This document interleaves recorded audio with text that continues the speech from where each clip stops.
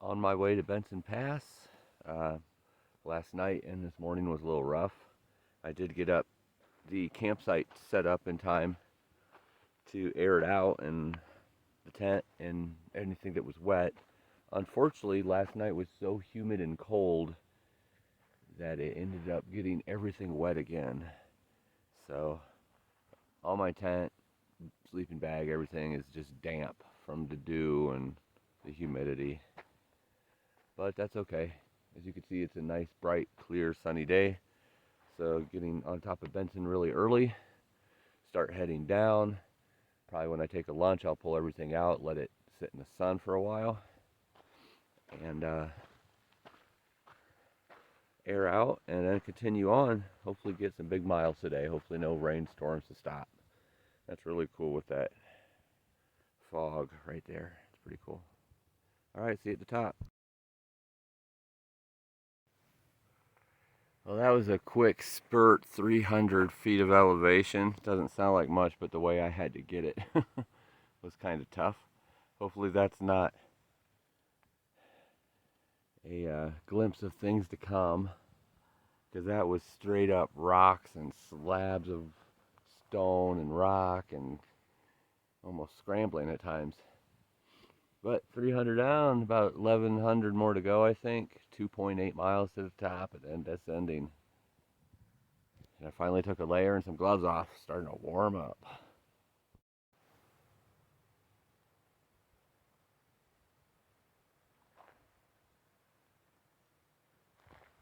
883 feet to go to the top.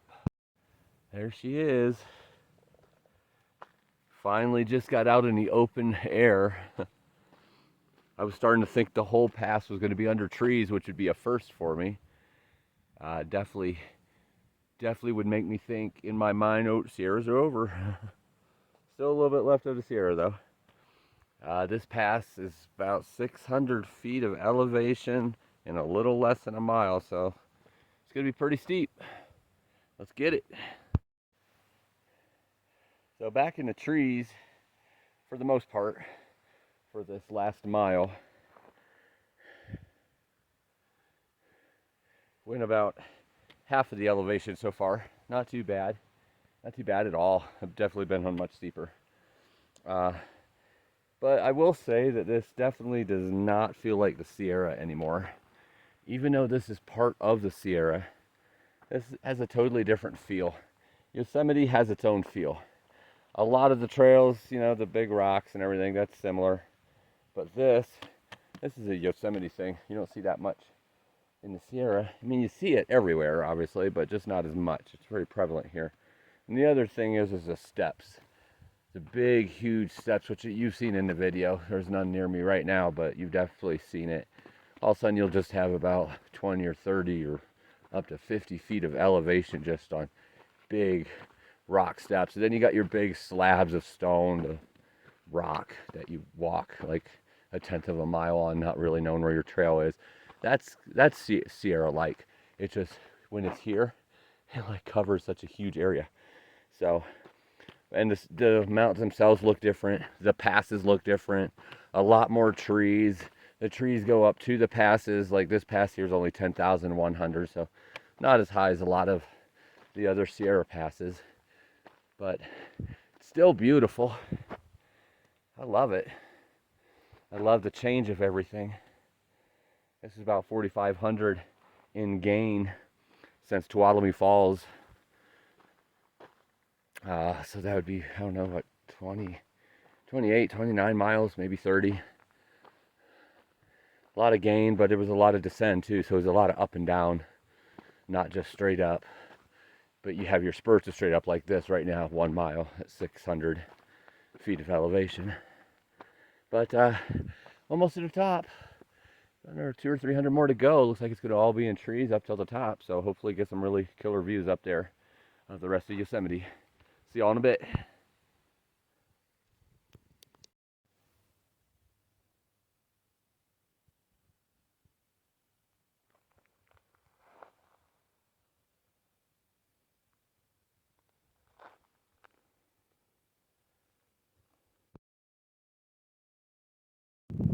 I am on top of Benson Pass.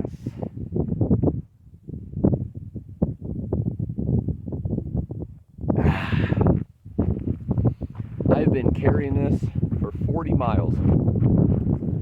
Maybe more than 40 miles. Tuolumne General Store. I had 2 for lunch and I picked one up and brought it with me. Thought, you know what, I'm going to save this one for Benson Pass.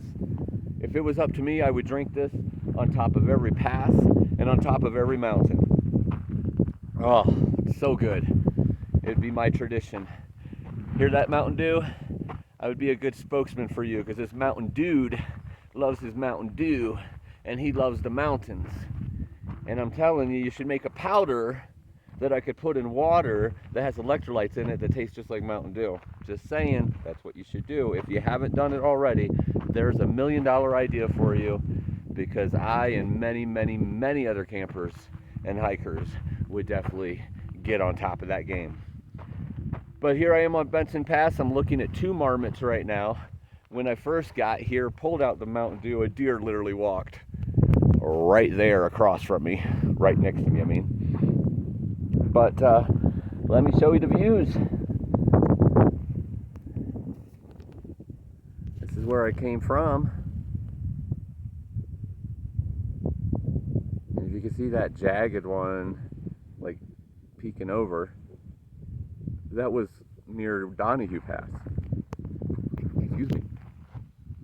And then this is where I'm going.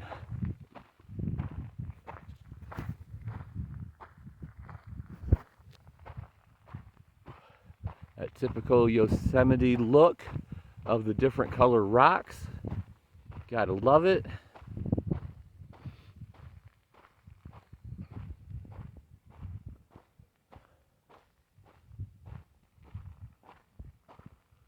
This might be one of the last big passes. So this is the downhill as it starts. It looks kind of steep. Nice views. Love it.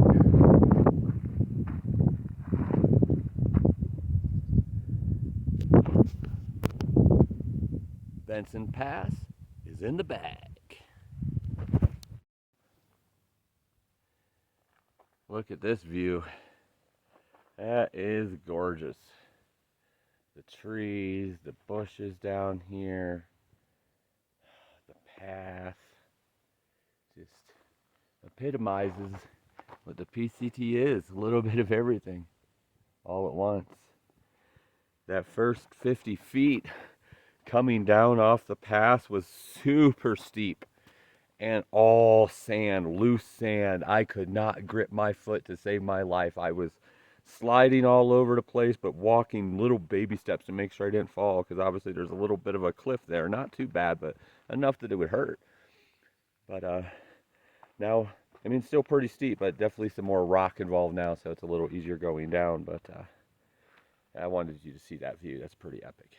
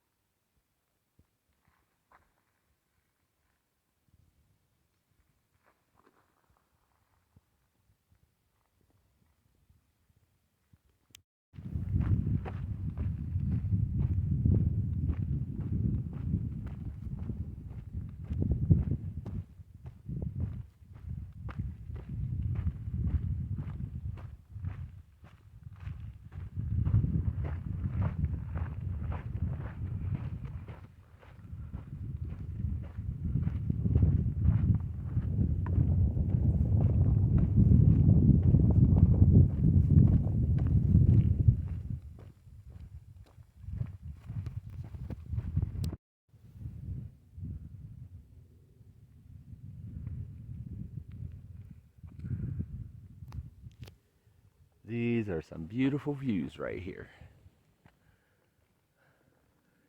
Of course, there's trees in front of everything. Look at that. Gorgeous.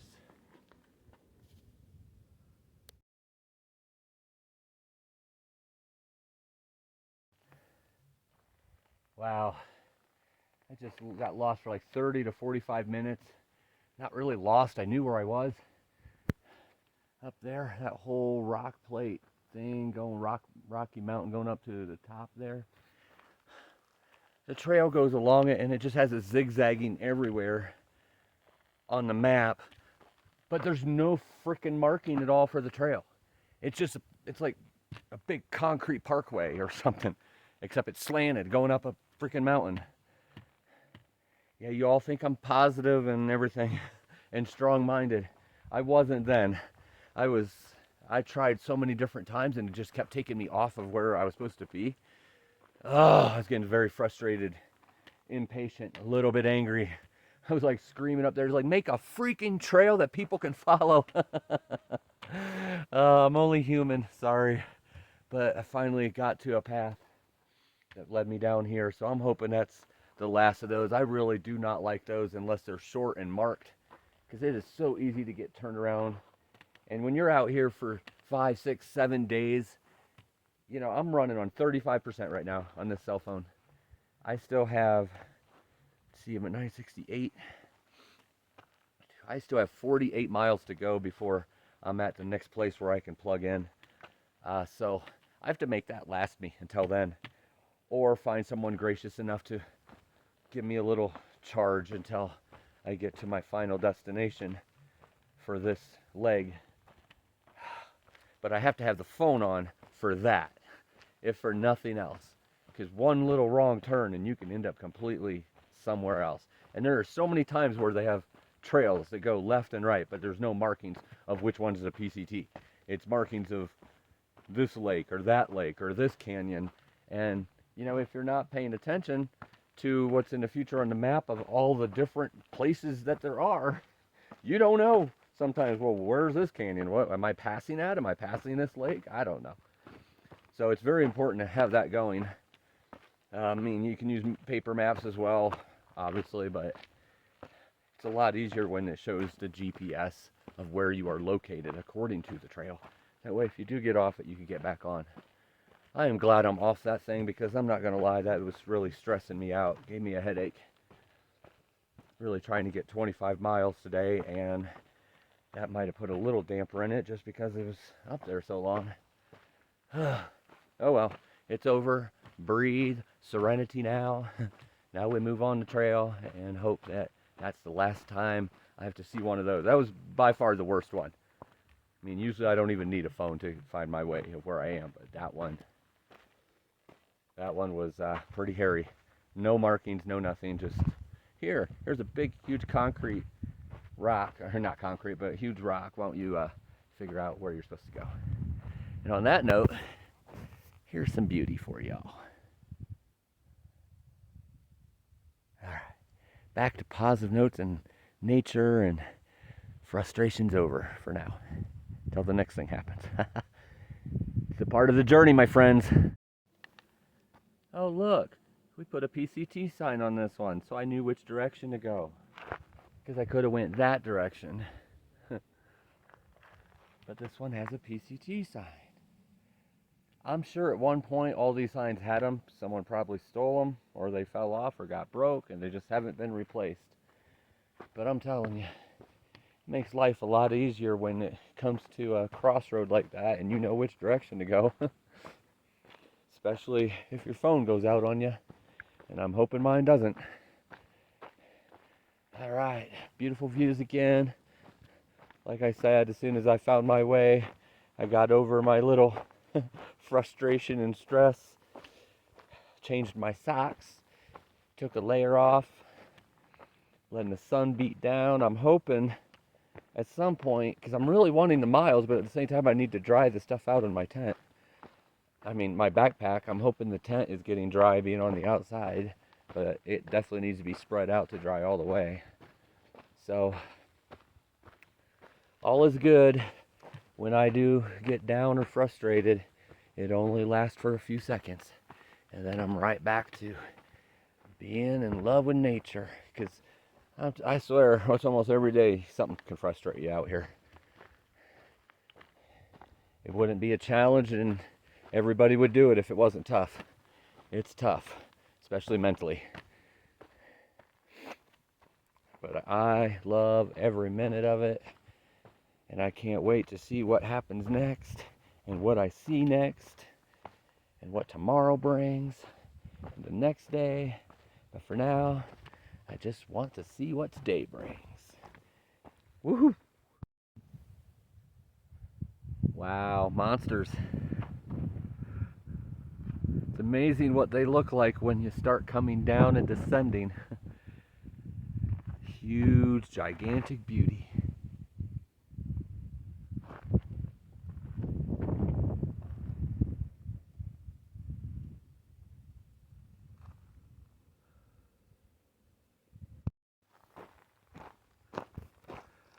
So I stopped to fill up some water and saw my first humans of the day.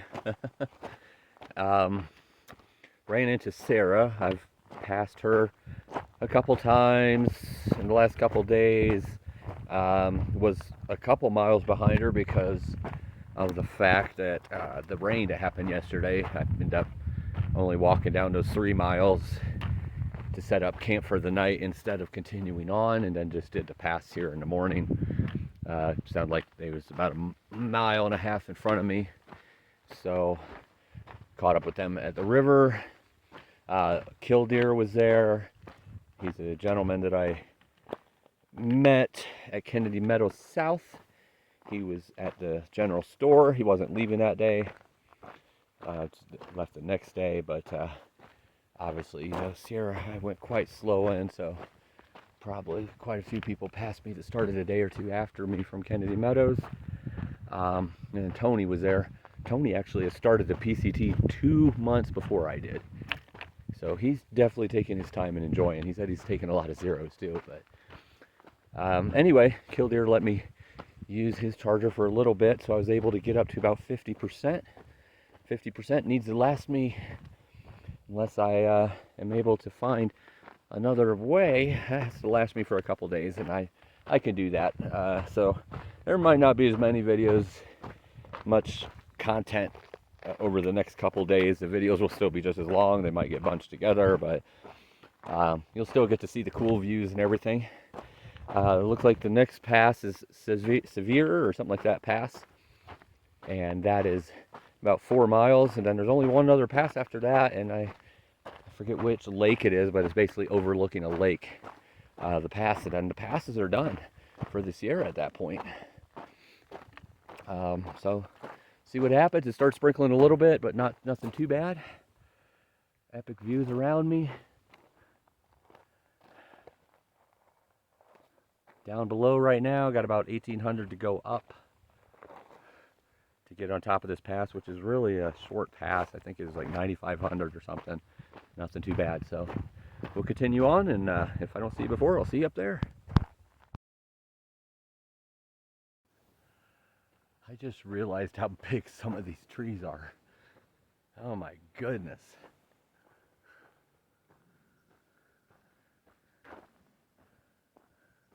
Look at the size of this. I'm gonna try. I don't know if you could tell. It is big.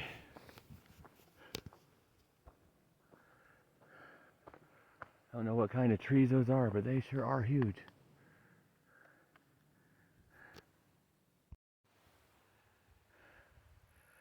Wow.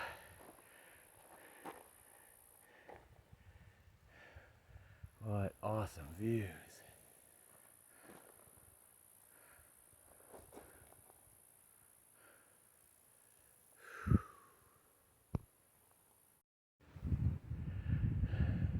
Seavey Pass is not playing no game. This is relentless. Beautiful, stinking views though. but just relentless over the last couple miles. It's non-stop climb. 2 miles to go, 1,000 feet of elevation. This is, with the sun beating down, I don't know if it's just because, or mainly because it's the heat of the day, but I am sweating like a pig. My legs feel like they could go forever. My heart is strong, my lungs are strong. But whoo, what a workout. I'm loving it. This might be the last actual pass. And so far, it is living up to the word pass. Because you are climbing this thing like a mountain dude, living life. This lake is almost at the top of the pass. What a place for a lake. Almost 10,000 feet in the air. You want to know the reason? The reason I put myself through this every day? The reason I wake up freezing cold in a wet tent? The reason I keep going on even after I get lost on a mountain for almost an hour? With the leg cramps I feel every night, the stomach cramps I feel during the day, the constant headaches I get on a daily basis at some point. The reason I keep going with a fractured vertebrae. The reason I push myself to the limits. The reason I do all this is for this. And what I can see is so much more than this. Seavey Pass is now one of my favorite passes. Just the climb. The fact that I basically walked 2,000 foot in the air, burnt through 2 liters of sweat in an hour and a half or so. I do it for this, and I'm glad, so glad that I get to share it with all of you on a constant basis, like you're right here with me. Living life. Oh, and I was starting to say the reason Seavey Pass is now one of my favorites. Forester is still my favorite, but this is coming close to second, maybe third. It's just the climb up was so awesome. It's just straight up, constant, making me sweat, making me burn, making me work for it, but nothing treacherous, nothing bad. It was just a great trail, and great views. I mean, epic views, better views walking up than at the top, but nonetheless, Seavey Pass is in the bag.